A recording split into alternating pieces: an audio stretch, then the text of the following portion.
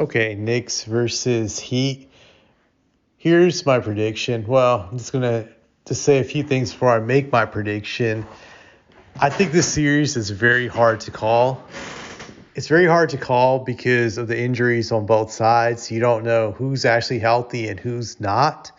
I think if both teams are healthy as they are right now, obviously Miami has lost Hero for the whole entire playoffs and Oladipo.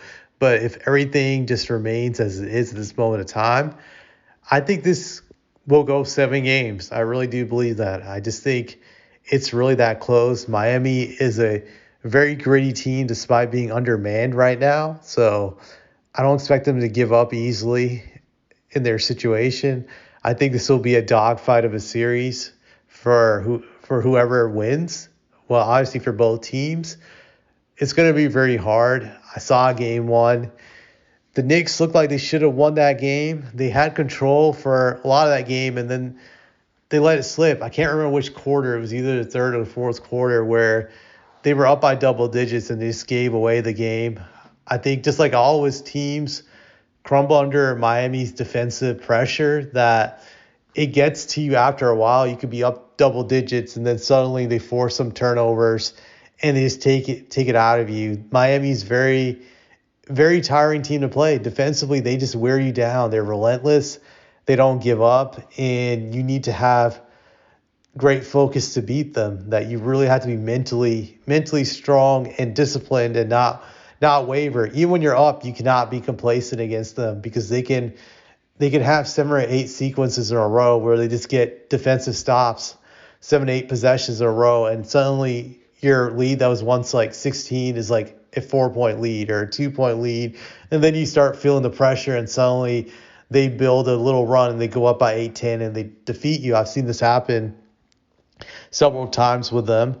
And I just look at the Knicks. They shot actually pretty good overall from the field in that game. They shot 47%. What's really glaring is they shot terribly from three point range. They shot only 20%. I think that's a huge reason why they lost this game. You also look at just the turnovers. They had 13 turnovers while Miami only had 8. And I'm just looking at the rebounds. Miami had a total of 39 rebounds. Knicks had 48 rebounds. Knicks actually did a better job on the boards. When I look at even the offensive rebounds, the Knicks had more. So the Knicks should have won this game when you look at it on paper because they shot a higher percentage. But like I said, the three-point shooting took them out, that they should not have jacked up as many threes as they did towards the end of that game. So that's going to be an issue going forward, I believe. They need to just be careful not to suddenly just jack up threes and get complacent. I also look at the injuries on both sides. Jimmy Butler got hurt towards the end of that game, but I do think there's a high chance he could play game two. He's been posting pictures on Instagram, and he looks like he's in good spirits. Just I think the Heat have hinted that there's a high chance he'll come back from game two. If he does, it's going to make things interesting. Now the Knicks, and you just don't know if Julius Randle's going to come back anytime soon. I don't know when he's going to come back. They keep hinting at a possible date, but they don't say. We don't know how serious that ankle injury he suffered against the Cavs is. I'm going to say this, though, that if both teams are playing at full strength for the rest of the series, I think the Knicks will prevail in 7 games. They just have to be more careful with the turnovers and be more mentally sharp. And I think those things can be corrected. And also just take less bad three-point shots.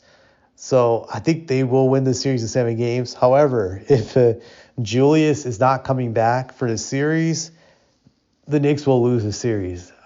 I definitely believe that they'll lose the series. So that's what I see happening. Knicks in 7 if Julius comes back. If he doesn't come back, I have Miami winning this thing in 5 games. So that's my prediction, and I'll stick with it.